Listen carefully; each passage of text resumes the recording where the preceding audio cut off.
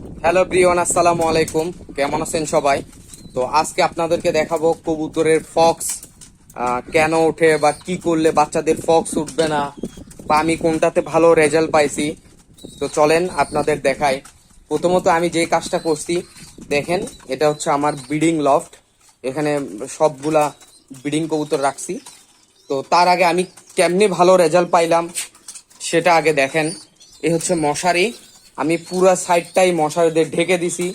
আসরের পর পর যখন খাবার পানি দেওয়া শেষ হয়, টোটালি এরকম পুরাটাই মশারি দিয়ে ঢেকে দেখেন, পুরাটাই মশারি দিয়ে এরকম ভাবে ঢেকে দেই, যার কারণে কবুতরের লফটে কোনো মশা ঢোকে না, মানে বাচ্চার কোনো ফক্সই উঠবে না।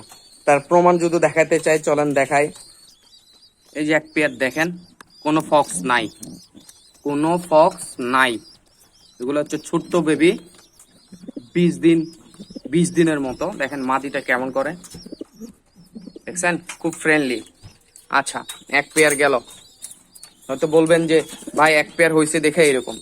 এই যে দ্বিতীয় পেয়ারটা দেখেন, বেবিগুলো কিন্তু বড় হয়ে গেছে।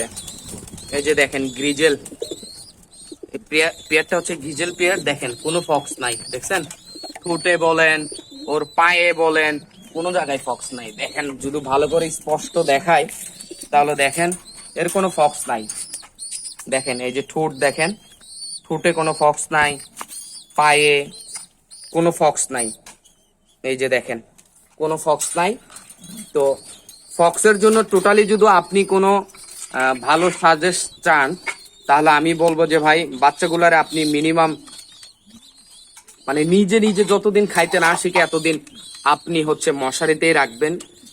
অনেকে আবার দেখা গেছে রাত্রে হইলে বাচ্চাগুলারে আলাদা করে রাখে, তো না, তা না। এই যে দেখেন আরেক পেয়ার বাচ্চা, এদেরও দেখেন কোনো ফক্স নাই, কোনো ফক্স ওঠে নাই, একমাত্র শুধু মশারির কারণে। আচ্ছা, এই পেয়ারের বাচ্চাগুলো তো ছোট ছোট। এই যে এই পেয়ারে দেখেন, এই একটা বাচ্চা ওদের ওই ডিমে আছে, কোনো ফক্স নাই।